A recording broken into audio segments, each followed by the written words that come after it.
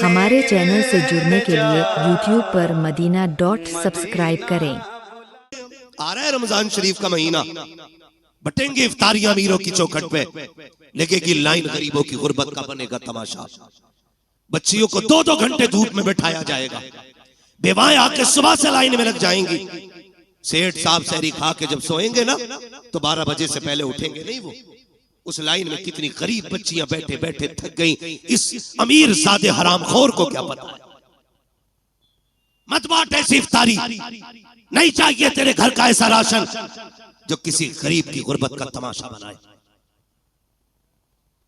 बटेंगे कपड़े गरीबों को, कोई कहेगा सेठ साहब की तरफ से इफ्तारी का पैकेज है, कोई कहेगा फला अमीर की तरफ से इफ्तारी का इंतजाम है, कोई कहेगा फला की तरफ से ये सहरी का इंतजाम है। तुझे क्या पता है, तुम जानते हो, हमने देखा है जब किसी गरीब को इफ्तारी का सामान दिया जाता है या सहरी के पैकेज दिए जाते हैं, उन माओं के साथ छोटे बच्चे भी आया करते हैं, उन माओं के साथ नासमझ बच्चे भी आते हैं, लेकिन इतना तो वो भी समझते हैं कि हमें खैरत आ रही है। एक तस्वीर, एक वीडियो देखी, कसम खुदा की पैर के नीचे की जमीन निकल गई। कफील भाई, अल्लाह किसी को इतना अमीर न करे कि जो वो गरीब की गुर्बत का तमाशा बनाए। तो बच्चे भूखे खड़े थे, किसी ने देने के लिए कुछ उनकी तरफ हाथ बढ़ाया, जब बच्चों ने लेने के लिए हाथ आगे किया, एक बच्ची की निगाह कैमरे पे पड़ गई। बहन भाई खड़े थे, जैसी कैमरे को देखा बहन ने उस तोहफे से हाथ पीछे कर लिए। छोटे छोटे बच्चे थे, मुंह मोड़ के चले गए। मैं सोचने लग गया, या अल्लाह, इन बच्चों को भी गैरत आती है, लेकिन इन बेगैरतों को गैरत क्यों नहीं आई। जब बच्ची के सामने कैमरा आया, उसने मुंह फेर लिया और उसने ये सोचा होगा हम फाके तो रह सकते हैं लेकिन इज्जत का सौदा नहीं करेंगे। खुदा के वास्ते किसी की इज्जत को पमाल ना करना, अगर देना है रात के अंधेरे में देना, अल्लाह तेरी कब्र के अंधेरे को उजाले में बदल डाले।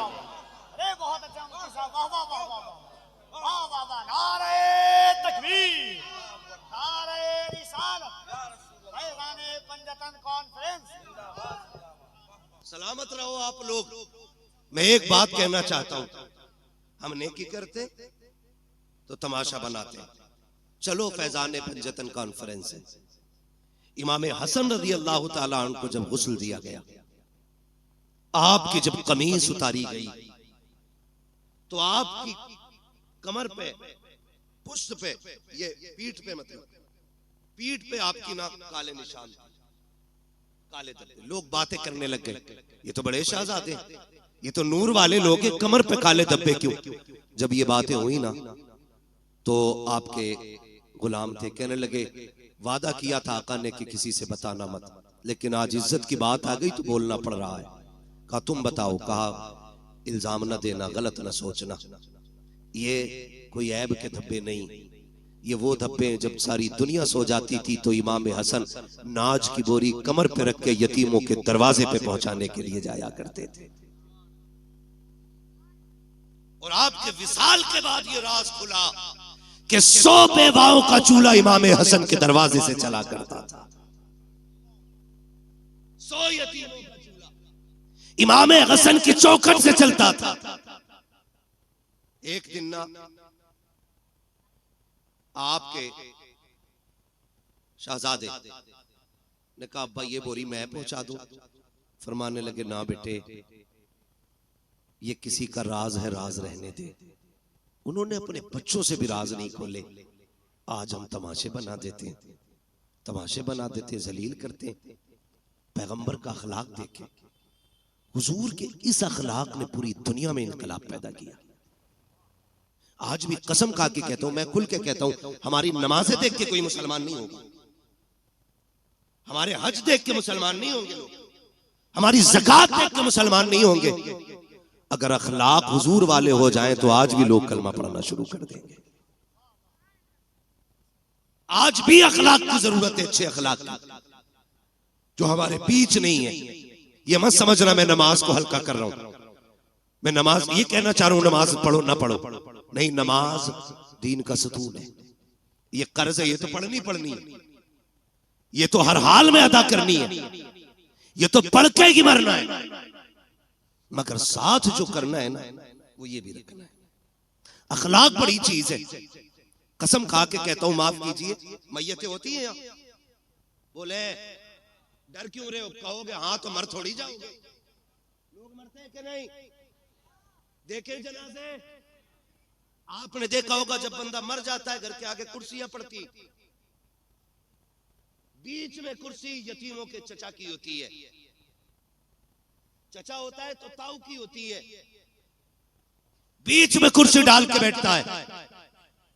लोग आते ताजियत के लिए, माफ कीजिएगा बहुत कड़वा बोल रहा हूं, शायद आपके मिजाज के मुताबिक ना बोल रहा हूं, लेकिन मेरा उसूल है, मैं आईना हूं, दिखाऊंगा दाग चेहरे के, जिसे खराब लगे सामने से हट जाए, मसला ही कोई नहीं। आज हमारी कंडीशन ये है, जब कोई यतीम हो जाता है तो सगा चचा यतीमों का कुर्सी डाल के बैठता है।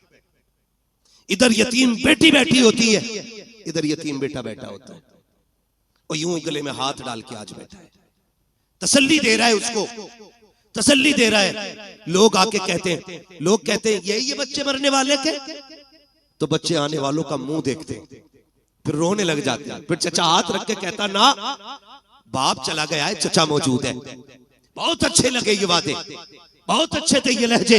जब कभी यतीम का माथा चूमा जा रहा था, जब कभी यतीम को सीने से लगाया जा रहा था, लेकिन किसे पता था कि ये सिर्फ दिखावा है, ये सिर्फ नामो नमूद है, आज तीजा है इसलिए चचा की करवट में यतीम बैठा है, आज 40वां है इसलिए चचा की गोद में यतीम बैठा है, ताकि रिश्तेदारों को पता चल जाए ये जो भाई है ना, ये अपनों से बड़ा प्यार करता है। लेकिन 40वें के गुजरने की देर होती है, जब वही यतीम बच्चे अपने घर की भूख की शिकायत लेकर के, अपने चूल्हे की ठंडे होने की शिकायत लेके सगे चचा के दरवाजे पर आते हैं, और सगे चचा से कहते हैं चचा आज 3 दिन हो गए घर में कुछ पका नहीं है, माँ दाल रोटी बनाती रखी है, आज चचा दाल भी खत्म हो गई है। पहली बार चचा दे देता है, दूसरी बार दे देता है, लेकिन जब तीसरी बार यतीम आके कहता है चचा आज 3 दिन से कुछ नहीं खाया है, फिर यही चचा कहता है कि मैं तुम्हारे लिए तो नहीं कमा रहा हूँ, कहां से लेकर के आऊं। और कई बार तो इतने जालिम होते हैं भाई, जो सगे भतीजों से कहते हैं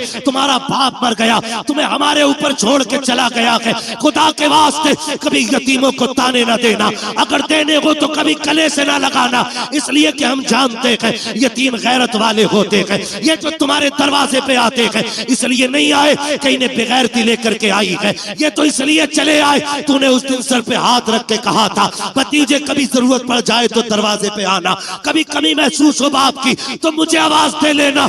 आज धक्के ना दे, या तो कल सीने से ना लगाता, या आज धक्के ना दे, तुझे क्या पता यतीमी का दर्द क्या होता है, तू क्या जाने बाप की जुदाई का दाग क्या होता है। उनसे पूछो जिन्होंने बाप को कब्रिस्तान पहुंचा दिया है। खुदा की कसम जब ईद आती है जमाना हंसता है, यतीम रोया करते हैं, जब बकरीद आती है जमाना मुस्कुराता है, यतीम रोया करते हैं। खुदा की कसम सेहरा बंधना बड़ी बात है, अगर बाप ना हो जमाना मुस्कुराता है, यतीम रोया करते हैं। तुम्हें क्या पता यतीमी दाग क्या है, यतीमी कहते किसे है। आ तुझे कहानी बताऊं, मुस्तफा जाने रहमत का दौर है, ऐलान नबुव्वत का इब्तदाई हिस्सा है, आका करीम ने ऐलान नबुव्वत किया है, अल्लाहु अकबर, इस्लाम हक्कानियत की बुनियाद पे फैल रहा है। उसी दौर में मक्के की धरती पर हाल ये था कि जहां जमीन भी पत्थर की थी, लोगों के दिल भी पत्थर के थे, कोई किसी के दर्द को समझने तैयार ना था, हालात बड़े नागुफ्ता भी ही थी। उसी दौर के अंदर एक बच्चा खुदा की कसम अपनी माँ के पास जाके कहता है अम्मी अब मैं समझदार हो गया हूँ, तू बेवा है मैं यतीम हूँ, देख तेरे बदन पे जो लिबास है ना ये इतना फट गया है अम्मी कि मुझे देखते हुए हया आती है, इस पे पैबंद लगा ले। माँ ने कहा था बेटे जब से तेरा बाप गया है मुश्किल से खाना मिलता है, दोपहर खा लिया तो शाम नहीं, शाम खा लिया तो दोपहर नहीं, बेटे पैबंद का कपड़ा कहाँ से लाऊं। जब बच्चे ने इतना सुना कहता अम्मी इजाजत दे तो मैं चचा के दरवाजे पे न चला जाऊं। उसने कहा बेटे ये मक्का है, यहाँ किसी को किसी के दर्द से मतलब नहीं है, ना जा, वहां से रोने के सिवा कुछ नहीं मिलेगा, दर्द मिलेगा और कुछ नहीं मिलेगा। बच्चा ने कहा माँ हो तो सकता है कि कभी मुझे देख के उसके सीने में भाई की मोहब्बत जाग जाए, ये भी तो हो सकता है मेरे चेहरे को देखे तो मेरे बाप की याद आ जाए। अम्मी इजाजत दे। माँ ने ना चाहते हुए भी बच्चे के इसरार पे बच्चे के सर पे हाथ रखा, बेटे अगर तू कोशिश करना चाहता है तो जा जाके कर ले। जब बच्चा चचा के दरवाजे पे आया दरवाजे पे दस्तक दी, अंदर से चचा निकला, देखा भतीजा खड़ा है, कहा कैसे आए हो? उसने हाथ जोड़ के कहा देख आज तक फाके में कट गई, हमने कभी रोटी नहीं मांगी, हमने पूरी जिंदगी काट दी, आज तक तुझसे सवाल नहीं किया। चचा एक मोहताजी ले आई है,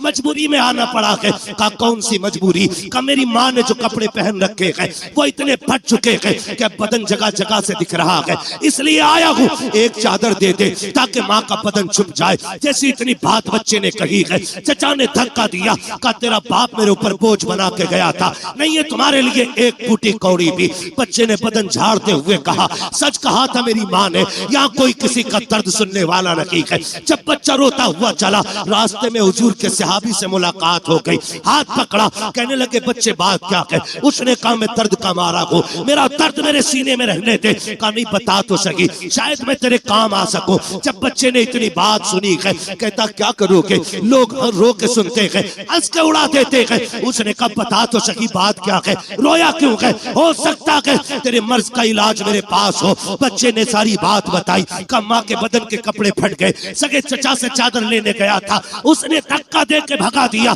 जब इतना सहाबी रसूल ने सुना के मुस्कुराने लग जाते हैं। उसने कहा यार मैंने पहले कहा था, लोग दुख सुन के हंसा करते हैं, वाकई तूने वैसा किया है। सहाबी ने कहा था नादान, मैं तेरे दुख सुन के नहीं मुस्कुरा रहा हूँ। कहा फिर? कहा मुझे तेरे दुखों का इलाज मिल गया है, इसलिए मुस्कुरा रहा हूँ। कहा कहना क्या चाहते हो? कहा तुझे जो चाहिए, एक चौखट ऐसी है जहां से कभी किसी को खाली नहीं लौटाया जाता है, अगर जाना है उस चौखट पे चला जा। बच्चे ने कहा चौखट किसकी है? कहा उसे मोहम्मद रसूलुल्लाह कहा जाता है। कहा किस महल में रहता है? कहा महल तो नहीं, चला जा खुदा के हरम में बैठा होगा, जाके उससे मांग लेना। बच्चा माँ का फरमा बरदार था, उसने कहा ऐसे नहीं जाऊंगा, पहले माँ से इजाजत लूंगा। अब बच्चा घर आया है, कभी रो रहा है कभी मुस्कुरा रहा है। माँ ने हाथ पकड़ के कहा था ओ बेटे बात क्या है, चादर नहीं लाया और रो क्यों रहा है, हंस क्यों रहा है? बच्चे ने कहा था माँ जब चचा का सितम देखता हो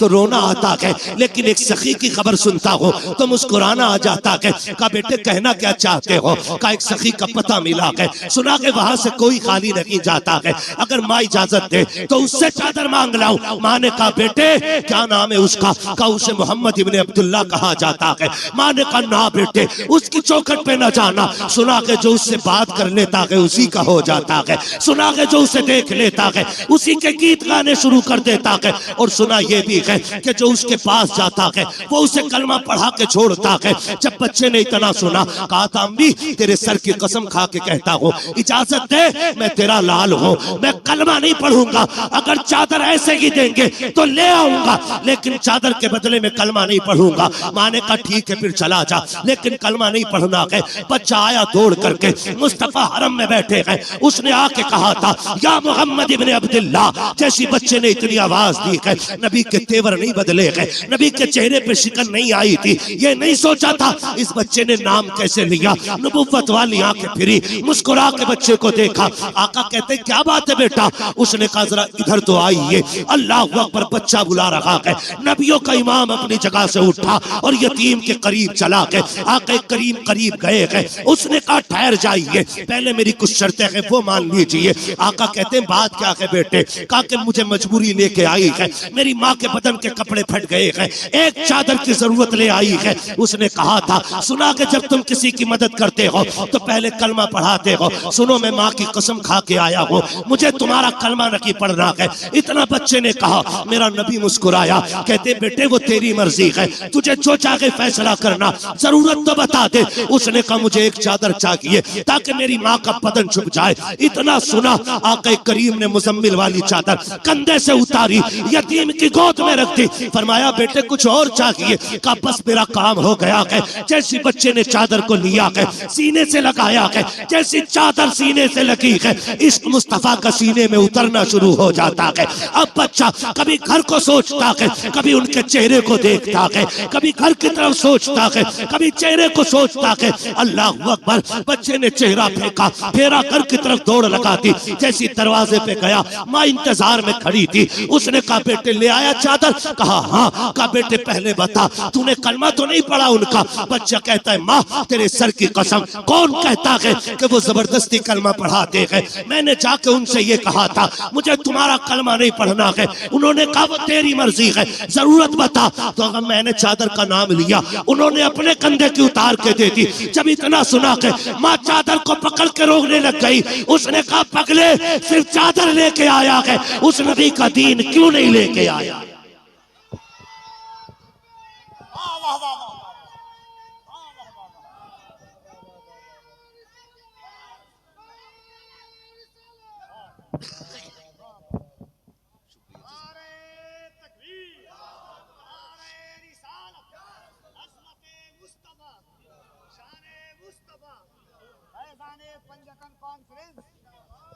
उस्मान ने कहा था पगले खाली चादर लेके आया, उस नबी का दीन क्यों नहीं लेके आया?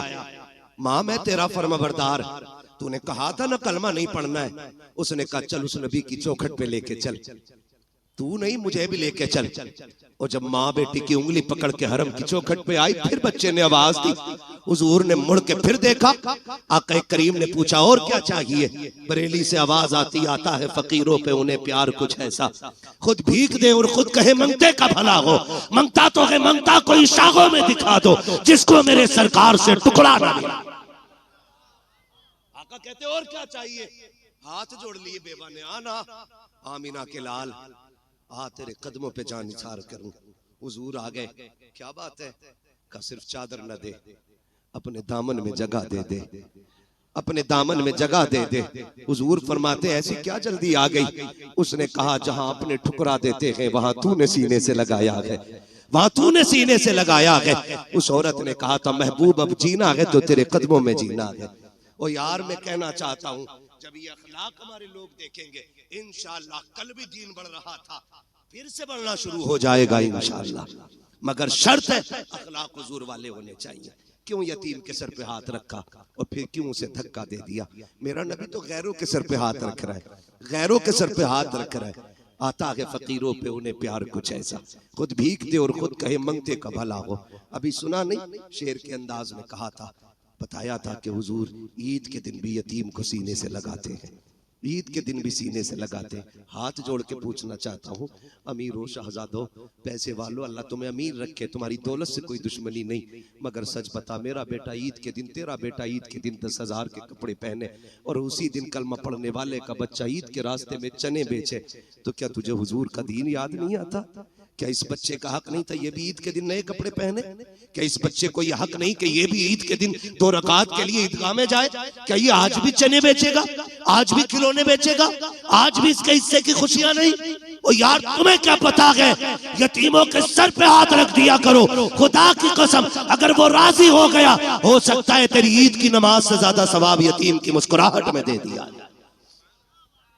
ये भी तो हो सकता है, अजर का मालिक अल्लाह है, वो जिस अजर से चाहे राजी होकर के सवाब उसके खजानों में कमी कमी कमी नहीं है। हुजूर यतीम को सीने से लगा रहे। अजमेर वाले को सारे ही जानते ना, अजमेर वाले बाबा को सुनाने अपनी बर्बादी के अफसाने कहा जाते, तेरा दर छोड़कर खाजा ये दीवाने कहा जाते। हमेशा भीख हमने तो इसी चौखट से पाई है, हम अपना दामन उम्मीद फैलाने कहा जाते। सारे ही जानते अजमेर वाले आका को। सुने बात याद आ गई, सरकार गरीब नवाज जब छोटे थे ना, अम्मी ने नए कपड़े पहना के ईदगाह के लिए भेजा। जब निकले ना ईद की नमाज पढ़ने आए तो नए कपड़े थे, रास्ते में यतीम बच्चा खड़ा था, उसके कपड़े फटे पुराने थे, कंधे पे हाथ रखा, क्यों ना रखता, करीम इब्ने करीम है, सखी इब्ने सखी, ये नस्ल करीमों की लजपाल घराना है ना। कंधे पे हाथ रखा, यार तूने क्या उलिया बना रखा है, तूने ही नए कपड़े नहीं पहने? बच्चा रो के कहता मेरा कोई भी नहीं है, मेरा कोई भी नहीं है, कौन नए कपड़े पहना था? न माँ है न बाप है, मैं लावारिस हूँ। कंधे पे हाथ रखा, का फरमाने लगे हम हैं ना, फिर लावारिस कैसा है? कहा आप ईद पढ़ने जा रहे हैं, इतनी जल्दी क्या करेंगे? फरमाने लगे ठीक है एक काम कर, 2 तेरे कपड़े पुराने हैं, 2 मेरे कपड़े नए हैं, ऐसा कर अपनी कमीज मुझे दे दे, मेरी कमीज तू ले ले, एक तेरा नया हो जाएगा एक मेरा नया हो जाएगा। एक तेरा पुराना हो जाएगा, एक बोले बोल सकते, एक तेरा पुराना हो जाएगा, एक मेरा पुराना हो जाएगा। कपड़े बदल लिए, घर आए, माँ ने बेटे का हाल देखा, मोइन जी अम्मी का दो नए पहन के गया था, एक पुराना किधर से पहन के आया। अम्मी एक गरीब खड़ा था, उस पे कपड़े नहीं थे, उसकी कमीज मैंने ले ली और अपनी कमीज उसे दे दी थी। तब माँ ने कहा था, मेरे लाल तू बड़ा गरीब नवाज है। आज तक दुनिया गरीब नवाज कह रही है, आज तक दुनिया गरीब नवाज कह रही है। हाथ जोड़ के कहना चाहता हूं, खुदारा अपनों के दर्द बांटो। आज दर्द बिखरे पड़े हैं, जलसों की कमी नहीं है, महफिलों की कमी नहीं है, खतीबों की शोरा की कमी नहीं है, मेरे जैसे कितने निकम्मे फिर रहे हैं। आज कमी है तो अहले दिल की कमी है, आज कमी है तो दर्द समझने वालों की कमी है। हाँ, अगर किसी का दर्द देख के तेरी आंख में आंसू ना आए तो फिर जाके रात को लेट के सोच, लुक़्मे हराम के है, ये तरबियत अच्छी नहीं हुई है। खुदारा रवैये अच्छे करें, हम तो अपनों के ना हो सके, गैरों से क्या उम्मीद, गैरों को क्या उम्मीद हमसे होगी। दर्द बांटने के आदी बने, एक दूसरे को प्यार बांटे, एक दूसरे को मोहब्बतें बांटे। आप देखें तो सही, आप जिंदगी के हालात देखें और बख्शिश देखें, नवाजिशें देखें, आप कैसे कैसे नवाजा जाता है। बात बढ़ जाएगी क्योंकि अभी एक मुकम्मल शायर को सुनना है हमें और आपको, ठीक है ना। बात 3 बजने को आ गए हैं, ठीक है, किसी को कहीं जाना है, किसी को कहीं जाना है, लेकिन जाने से पहले एक दुआ के उजाले अपनी यादों के हमारे साथ रहने दो, न जाने किस गली में जिंदगी की शाम हो जाए। जाना नहीं है, तवज्जो है सारे लोगों की। करूं बात आगे, दर्द बांटा करो, एक दूसरे की जरूरत समझा करो, एक दूसरे की जरूरत समझा करो। अभी पढ़ दूं, ये शजरा तो आने से पहले ही फरमाइश आ गई थी, मैसेज पहुंच जाते हैं पहले ही, आ रहे हो शजरा जरूर सुनाना। कभी कभी मन में आता खाली शजरा सुनाओ निकल ले, है ना। चलिए खैर, आपकी मोहब्बत है, मैं बात पूरी करने लगा हूं। कहते हैं जरा या रसूल अल्लाह, जितने थक गए हैं वो आहिस्ता से, और जो अभी नहीं थके वो कहते हैं जोर से या रसूल अल्लाह। माशाअल्लाह कोई थका ही नहीं है, कोई थका ही नहीं। अल्लाह आपको सलामत रखे। आप देखें हालात हुजूर से जब कोई कहता ना मैं यतीम हूं, तो हुजूर सर पे हाथ रख के उसके रोने लग जाते थे। साहबा ने पूछा, हुजूर यतीम के साथ आप ये प्यार करते हैं और रोने लग जाते हैं? फरमाते हैं, जब किसी यतीम को देखता हूं ना, मुझे अपना दौर याद आ जाता है। इसलिए आपसे मेरी गुजारिश है, अल्लाह तौफीक दे, अपने रिस्क में यतीमों का हिस्सा रखिएगा, अपने हिस्से में, अपने रिस्क में बेवाओं का हिस्सा रखिए, और अल्लाह के नाम पे तिजारत कीजिए।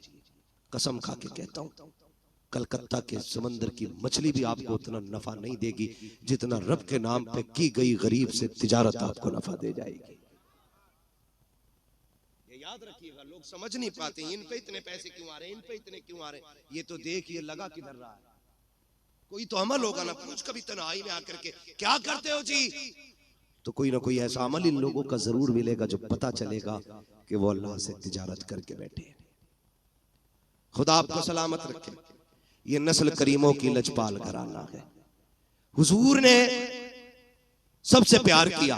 सहाबा फरमाते, औरत आ गई, सारे लोग उसको पागल कहते थे, बहुत देर तक हुजूर से बात करती रही। जब वो चली गई तो सहाबा ने कहा, हुजूर आपका वक्त बड़ा कीमती है, बराबरी तो नहीं हो सकती, उनकी नकल करने की कोशिश करें। अगर नकल भी मकबूल हो गई तो इंशाअल्लाह बख्शिश की जमानत हो जाएगी, बख्शिश की जमानत हो जाएगी। ये कोशिश कीजिएगा, वरना उनकी सखावत हातिम ताई का पोता, हातिम ताई का पोता इमाम हसन से मुलाकात हो गई।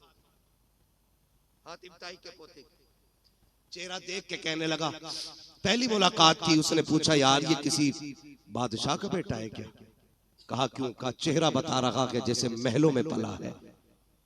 किसी ने कहा नहीं, ये बादशाह का नहीं, नबी की बेटी खातून जन्नत फातिमा जहरा का बेटा है। उसने जब इतना सुना कि हुजूर का नवासा है, वो आया करीब, और कंधे पे आके हाथ रखा, कहने लगा मुझे पहचाना? अब ये कितने बेनियाज लोग हैं, कहने लगे तुझे पहचानने से मतलब भी क्या, हम क्यों पहचाने? उसने कहा मैं हातिम ताई का पोता। तो आपने फरमाया होगा। कहने लगे आप अपना तारुफ कराएं।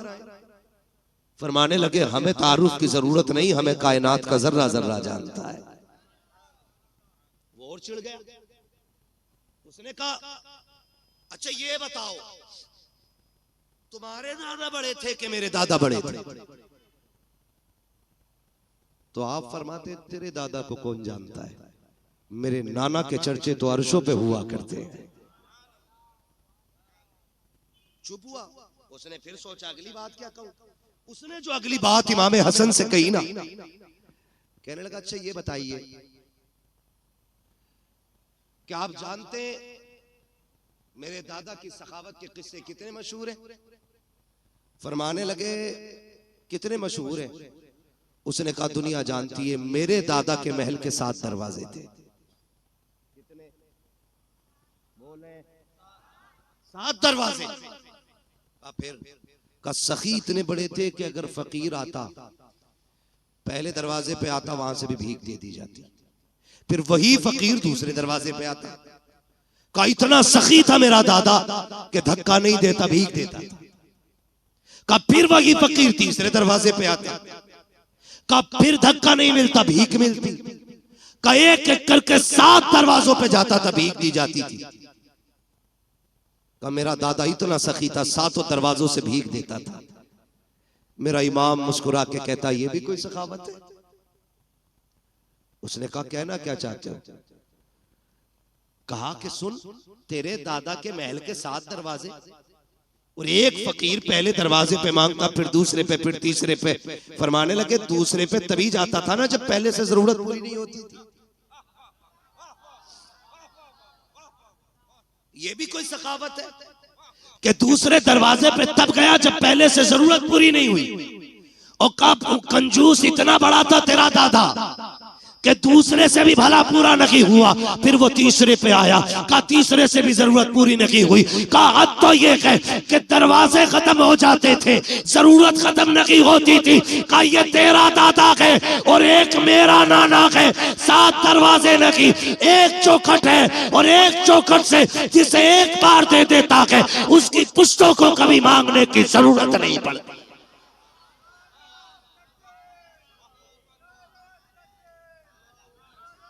नारे तकबीर, नारे रिसालत, फैज़ाने पंजतन कॉन्फ्रेंस। सुभान अल्लाह।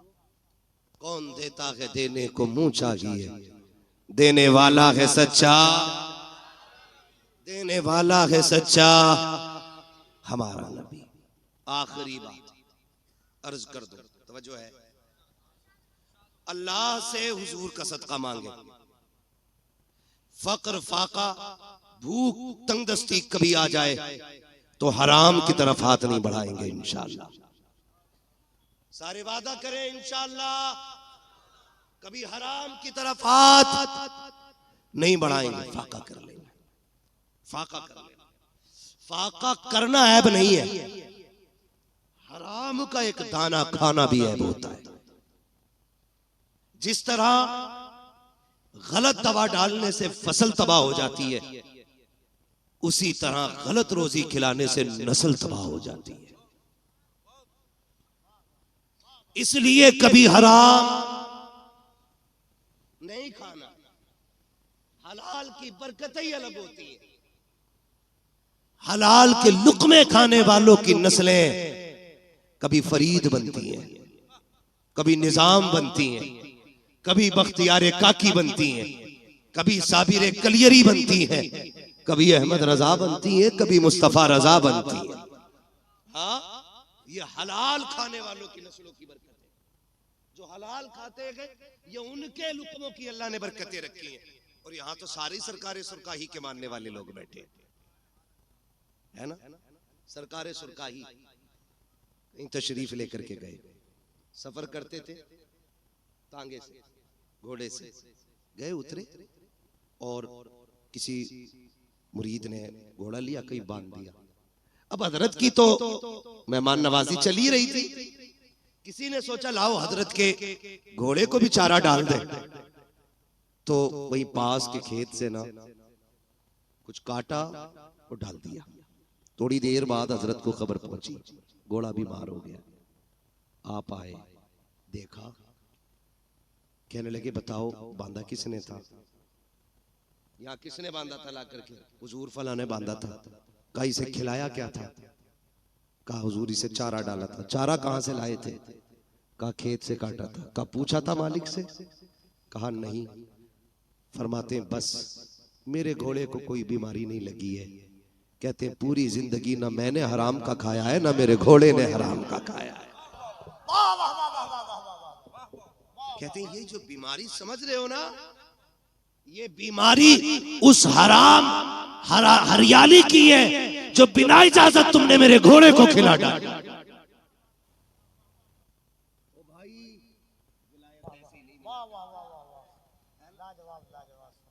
ऐसे ही नहीं मिला करती है, लुक़्मे हलाल के होते हैं तब अल्लाह का कुर्ब नसीब हुआ करता है। करेंगे इंशाअल्लाह कोशिश, है ना? करेंगे इंशाअल्लाह। हलाल खाएंगे, हलाल कमाएंगे। रज़ाक कौन है? सारे बोलो कौन? रोजी कौन देता है? अल्लाह। जिसे ना मिलती है हुजूर का वसीला दे के मांगे, इतनी मिलेगी कि नस्लों का गुजारा हो जाएगा। हाँ, आला हजरत ने सिखाया वही रब है जिसने तुझको हमतन करम बनाया, हमें भीख मांगने को तेरा आस्था बताया। तुझे हमद है खुदाया, तुझे हमद है खुदाया। वो कवारी पाके मरियम व नफख्तु फीह का दम है अजब निशान आजम मगर आमिना का जाया। वही सबसे अफजल आया, वही सबसे अफजल आया। तुझे हमद है खुदाया, तुझे हमद है खुदाया। यही बोले सिदरा वाले ये चमने जहां के थाले, सभी मैंने छान डाले तेरे पाए का न पाया। तुझे यक ने यक बनाया, तुझे यक ने यक बनाया। तुझे हमद है खुदाया, तुझे हमद है खुदाया। मांगेंगे अल्लाह से हलाल रोजी की तौफीक इंशाअल्लाह। हाँ, बस फरमाइश रह गई है मेरे भाई की, हुजूर का शजरा पढ़ना है, ठीक है ना? मैंने 3 बजे 1 घंटा मैंने जो फर्ज है ना खतीब का वो मैंने अदा कर दिया, ठीक है? उसके बाद ऊपर को तो फिर उसकी तरफ से इनाम होता है, 15 बोल दे, 20 मिनट एक्स्ट्रा बोल दे, ठीक है ना? खुदा आपको सलामत रखे। ये हमारे बड़े जिम्मेदार लोग हैं। ये वो लोग हैं कि जो बिना किसी लालच में हुजूर की महफिल में आए बैठे हैं। और इन्हीं के साथ साथ आप भी वो लोग हैं जो सिर्फ इसलिए आए बैठे हैं। हर एक दिल की तमन्ना होगी सुना है आप हर आशिक के घर तशरीफ लाते हैं, मेरे घर में भी हो जाए चरागा। हाँ, आपने पंजतन के नाम से महफिल सजाई है। इस मोहब्बत का तज़किरा मैं क्या करूं, बस इतना समझे मेरे हुजूर ने फरमाया था लोगों अली से प्यार करना, मेरे अली की आल से प्यार करना। हुजूर क्यों? फरमाया मेरे अली की मोहब्बत तुम्हें कब्र में भी काम आएगी, हश्र में भी काम आएगी, फुलसिरात में भी काम आएगी और मीज़ान में भी काम आएगी। ये मेरे हुजूर ने खुद फरमाया। तो ये पंजतन मैंने नाम लिए और ये कितना बड़ा नाम है जिस नाम को लो तो सिर्फ सर नहीं दिल भी झुक जाया करते हैं। सैयदा तय्यबा ताहिरा आबिदा जाहिदा नकिया तकिया राकिया साजिदा जाहिदा सैयदा खातून जन्नत सैयदा फातिमा ज़हरा रज़ी अल्लाह ताला अन्हा। ये भी एक बहुत बड़ा नाम इस पंजतन में शामिल है। अलग अलग अगर बात करूं तो अब फिर 1 घंटा और चाहिए। अभी मैंने सिर्फ हुजूर पे बात की है और हुजूर के भी करम पे बात नहीं की है, सिर्फ हुजूर की अखलाक की एक झलक की मैंने आपके सामने बात की है। हाँ, मेरा महबूब सर से लेके पैर तक अखलाक का मरकज बन के आया है, मरकज बन के आया है। एक एक बात पे महीने नहीं सालों गुजर जाएंगे, आखिर में यही कहना पड़ेगा जिंदगी खत्म हुई और कलम सूख गए, तेरे औसाफ का एक बाप भी पूरा ना हुआ। हाँ, मेरे जैसे 1400 साल से कितने आए और आकर के चले गए और आके जाते रहेंगे, लेकिन हुजूर के जिक्र का हक कमा हक को अदा नहीं हो सकता है। मेरी पूरी तकरीर ये थी कि हमें हुजूर के अखलाक का एक पल ये लेना है कि हमें इंशाअल्लाह गरीब यतीमों की दिखावे के लिए नहीं, रब की रजा के लिए मदद करेंगे इंशाअल्लाह। हाँ, वरना बड़े बेगैरत होते एक केला 5 लोग। फोटो मैंने देखा बरेली शरीफ में, खानका के अंदर का मसला था, तो सुभानी मियाँ क्या बैठे हुए थे, मुझे बात याद आ गई। कोई बात थी तो अखबार वाले आए हुए थे। जैसे ही फोटो खींचने की बारी आई ना, तो लोगों ने ये नहीं देखा कि सज्जादा नशीन बैठे हुए, फोटो के चक्कर में उनके ऊपर चढ़ गए। उन्होंने गुस्से में कहा, सालिमो इतना लालच फोटो खिंचवाने का है? फिर कहने लगे ये कौम इतनी जालिम हो गई है, फोटो के चक्कर में अगर आला हजरत पे भी चढ़ना पड़े तो ये चढ़ के फोटो खिंचवा ले। ये शोहरतों की भूख है जो किसी गरीब की गुर्बत का तमाशा बना देती है। मुट्ठी बंद करके दे, तेरा क्या जाता है? और जो तू दे रहा है माँ के पेट से लेके तो पैदा नहीं हुआ, ये दिया किसने? बोले सारे किसने दिया? अल्लाह ने दिया। कभी यतीम देखा करो तो ये सोच के सर पे हाथ फेर दिया करो, शुक्र है अल्लाह ने मेरे बच्चों के सर पे उसके बाप का साया रखा है। ये भी तो हो सकता था उसका बाप जिंदा होता और तेरे बच्चे यतीम होके गलियों में टहल रहे होते। करम है उसने साया बना रखा है। दुआएं मांगा करो, अल्लाह बच्चों के सर पे बाप का साया रखना, वरना मुश्किल हो जाती है जिंदगी। ये दुनिया इतनी जालिम है, सच कहता हूं यार, ये उस वक्त तक यतीम को रोटी नहीं देती जब तक उससे जूते साफ नहीं करा लेती। ये बेवा के बदन पे उस वक्त तक कपड़ा नहीं डालती जब तक उसके कपड़े नहीं उतरवा लेती। कितने बाजार पे जिस्म इसलिए बिक गए कि घर में रोटी नहीं थी, और हम ज़कात के लिए बिरादरी ढूंढते रह गए, पेशावर लोग तलाश करते रह गए। जरूरी नहीं है जो हाथ नहीं फैला रहा है वो जरूरतमंद नहीं। कभी पड़ोस के खामोशी से भी समझ ले, रमजान में अगर पड़ोस में चूल्हे का धुआं ना उठे तो एक बार पूछ लेना, क्या बात है आज इफ्तारी में चूल्हा नहीं जला, आज कुकर की सीटी की आवाज ना आई। अगर वो चुप हो जाए तो समझ लेना आज चूल्हा खाली रह गया है। फिर अपने घर का सारा खाना उठा, रब ने तुझे इस्तिताअत दी है तो उस भूखे के बच्चों को जाके खिला। कसम खुदा की हम खाएंगे गंदगी बन के निकल जाएगा, यतीम गरीब खाएंगे हल्का लुकमा हलक से उतरेगा, दुआ बन के अल्लाह के अर्श से जाके टकरा जाएगा। ये कोशिश करनी है इंशाअल्लाह। ये आज मेरी पूरी तकरीर का इतना निचोड़ है, जितना मैंने कह दिया आपसे करेंगे इंशाअल्लाह, और रोजी भी खाएंगे तो हलाल खाएंगे इंशाअल्लाह। उम्मीद है यहाँ जितने बैठे हैं हलाल वाले बैठे होंगे, इसलिए कि हुजूर की महफिल में हराम खाने वाले नहीं आया करते हैं। यही उम्मीद की जाए ना। अब ठीक है, जिन्हें शजरा सुनना जरा बोल दे सुभान अल्लाह। इतनी जोर से कहने पे तो मैं नमाज जनाजा नहीं पढ़ाऊंगा। आप तो शजरे की बात कर रहे हो, ऑपरेटर साहब ईमानदारी से अब इसकी आवाज बढ़ा दो, है ना, वरना हमारी आवाज इतनी घट जाएगी कि मौलवी कम हो जाएगा। बोले जरा। इधर वाले लोग ये ना समझे आप बाहर बैठे, आप भी हुजूर की महफिल में बैठे, आप भी हुजूर की महफिल में बैठे, आप भी बोले जरा सुभान अल्लाह। पता लगना चाहिए ना सारे हुजूर के गुलाम बैठे, है ना। तो आजाद भाई तो पता नहीं किधर होंगे, लेकिन मसला कोई नहीं है, मुझे पता है उसको छुट्टी ना मिली जिसने सबक याद किया। वो कहा था मकतब इश्क का अंदाज निराला देखा, उसको छुट्टी ना मिली जिसने सबक याद किया।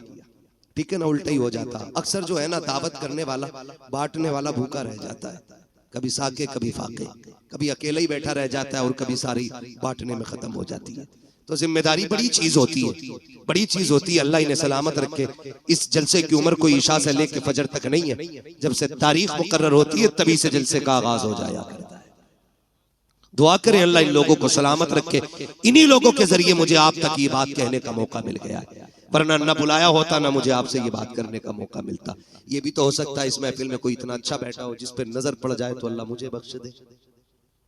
क्या पता कौन इस बड़ी महफिल में एक जन्नती बैठा हो। कोई तो आया होगा ना, जहां 40 होते वहां एक वली होता है, तो यहां तो 40 नहीं कई 40 बैठे। अगर मैं कहूं कई 40 में बैठे तब भी कोई गलत नहीं है, क्योंकि हम तो सुन्नी लोग हैं। हमारा उम्र 40वां है तो फिर महफिल में 40वां क्यों नहीं होगा, है ना। नहीं मत बुलाओ बेचारों को, काम में लगा रहने दो, बस मुझे शजरा पढ़ना। अब जरा बोल दे सुभान अल्लाह। भाई मोहम्मद अली फैजी साहब पढ़ेंगे, ये याद रखिएगा। तो इतनी भी बचा के ना रखो कि सारी फैजी साहब को आवाज दे दो। कुछ हमारे कहने पे भी निकाल लो, जरा आप बोल दें सुभान अल्लाह। अच्छा, ये चालाकी तो नहीं है कि पिंडाल से अलग बैठो, कहीं सुभान अल्लाह ना कहना पड़ जाए। इन्हें कैमरे को देख के ऐसी फीलिंग आ रही है जैसे कि हम किसी कॉन्फ्रेंस में आए हैं और देश के मुद्दे पे अहम बात करनी है। मैंने पहले ही कहा था इन्हें साइड में रखा करो, कसम से ये इतनी बड़ी दीवार बन जाती है कि महफिल की सारी रौनक ही खत्म हो जाती है। ये साइड में रहनी चाहिए, आइंदा कभी सामने ना होना, वरना फिर बीच में उठवाया जाएगा तो फिर अच्छे नहीं लगोगे। उनकी तरह तुम्हें भी बोरिया लेके टहलना पड़े, ठीक है ना? बोल सकते तो बोले सुभान अल्लाह और जोर से।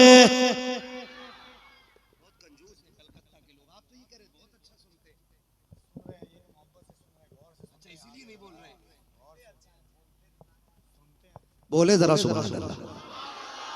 अच्छा, सुनने का मतलब ये कि सुने पे अमल किया जाए। मैं बोलने कह रहा हूं तो ये चुप रह रहे हैं, इसका मतलब सुन ही नहीं रहे। दिल से सुन रहे, कानों से सुनिए। बोले जरा सुभान अल्लाह।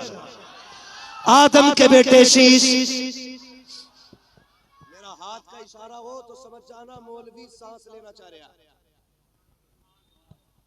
उस सांस के चक्कर में तुम्हें सुभान अल्लाह की सीधी बात है जी। तुम सुभान अल्लाह कहोगे, मुझे सांस लेने का मौका मिल जाएगा। उसी की आड़ में हम सांस ले लेंगे, अल्लाह राजी होगा, आपको नेकी मिलेंगी। और जब आपको मिलेंगी वो इतना करीम है, फिर अपना भी नाक काम हो ही जाएगा। साथ ना छोड़िए, मैं नमाज जनाजा नहीं पढ़ा रहा हूँ कि तकबीर पूरी करके रुकूंगा। मैं शजरा पढ़ रहा हूँ, जहां आप छोड़ देंगे वहां से मैं छोड़ दूंगा। ये बिल्ले वाले बता रहे हैं कि शायद यही कमेटी वाले बैठे हैं, है ना? आज पंजतन महफिल वाले लोग हैं, इंशाअल्लाह कयामत में पंजतन से प्यार करने वाले कह के उठाए जाएंगे, है ना? बोले जरा सुभान अल्लाह। आदम के बेटे शीश, पीछे वालों घर से खा के भी आए हो या खाली लंगर के सहारे आए हो? भूख लग रही है तो मशवरा मानना, घर से खा के भी आया करो ताकि सुभान अल्लाह कहने की ताकत बनी रहा करे, है ना? अब जो खा के आए सिर्फ वही बोले सुभान अल्लाह। आदम के बेटे शीश, शीश के बेटे यानस, यानस के बेटे कैनान, कैनान के बेटे मेलाइल, मेलाइल के बेटे ब्यारत, ब्यारत के बेटे इदरीस, इदरीस के बेटे मुतवशिक, मुतवशिक के बेटे लबकनेक नाम, लबकनेक नाम के बेटे नूह, नूह के बेटे साम, साम के बेटे जुला, जुलात के बेटे शालिक, शालिक के बेटे आबिर, आबिर के बेटे दाता, दाता के बेटे रावा, रावा के बेटे सारू, सारू के बेटे नाखुर, नाखुर के बेटे तारिक, तारिक के बेटे इब्राहिम खलीलुल्लाह, इब्राहिम खलीलुल्लाह के बेटे इस्माइल ज़बीहुल्लाह, इस्माइल ज़बीहुल्लाह के बेटे केदार, केदार के बेटे अवाम, अवाम के बेटे हमल, हमल के बेटे साबित, साबित के बेटे सलमान, सलमान के बेटे रईसा, रईसा के बेटे इलियासा, इलियासा के बेटे औद, औद के बेटे हव्वा, हव्वा के बेटे अदनान, अदनान के बेटे मोहित, मोहित के बेटे नदार, नदार के बेटे मुदिर, मुदिर के बेटे इलियास, इलियास के बेटे मुदरिका, मुदरिका के बेटे खदीमा, खदीमा के बेटे किनाना, किनाना के बेटे नदर, नदर के बेटे मालिक, मालिक के बेटे फार, फार के बेटे गालिब, गालिब के बेटे लुई, लुई के बेटे काब, काब के बेटे मुर्रा, मुर्रा के बेटे किलाब, किलाब के बेटे कुसई, कुसई के बेटे अब्दे मनाफ, अब्दे मनाफ के बेटे हाशिम के, हाशिम के बेटे अब्दुल मुत्तलिब के, अब्दुल मुत्तलिब के बेटे अब्दुल्लाह के, अब्दुल्लाह के बेटे मोहम्मद रसूलुल्लाह। नारे तकबीर, नारे रिसालत, अज़मते मुस्तफा, खानदाने मुस्तफा, नस्ले मुस्तफा, नारे हैदरी, फैज़ाने पंजतन कॉन्फ्रेंस। बस जो हुए गलत उनको माफ फरमाए रब्बे कायनात। जिंदगी ने दिया साथ, फिर होगी मुलाकात, चमन रहा फूल खिलेंगे, जिंदगी रही फिर मिलेंगे, मुसाफिर हैं हम भी, मुसाफिर हो तुम भी, किसी मोड़ पर फिर मुलाकात होगी। फकीरान आए सदा कर चले, सदा खुश रहो ये दुआ कर चले। सारे लोग कलमा शरीफ पढ़ लीजिए, ला इलाहा इल्लल्लाह मुहम्मद रब्बी मिन कुल्ली ज़ंबिन व अतूबु इलैहि व मा अलैना इल्लल बलाग। अस्सलामु अलैकुम व रहमतुल्लाहि व बरकातुहू।